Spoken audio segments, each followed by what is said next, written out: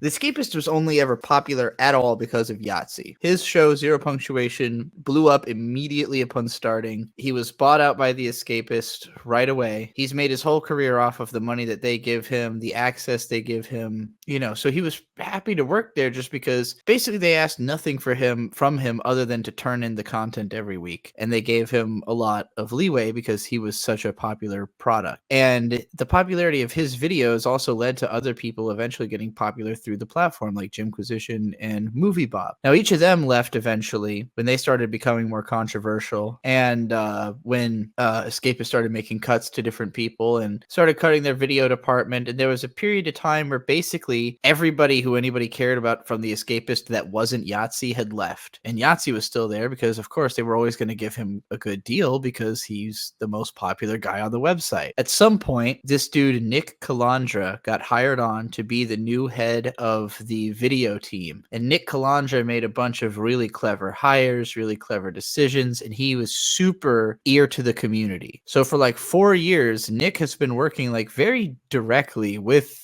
the community of people who watch these videos to make everything work well for both the creators and the community. The higher ups that actually own all of this weren't really paying attention to any of that. They're just looking at the numbers and they think they need to cut some corners and they think they're overpaying this video guy maybe. So they cut the video guy. They just fired Nick, and everybody who worked for him went, that guy just completely rebuilt our video department over the last 4 years. Like, your video department's literally fucking worthless without that guy. He's the only one who knows what he's doing. And you don't treat any of us you don't treat any of us well. And the Yahtzee just kind of looked at it like, well, fuck, like I have the power to just end this. I could just end the Escapists' ability for this to be the end of everything that's been built. Like this 4 years of building we did, I can keep this building just by leaving the Escapist and helping these guys to just keep doing the same thing we already were doing, but through different means. It's very much been a hit the ground running kind of a thing, but they've been doing a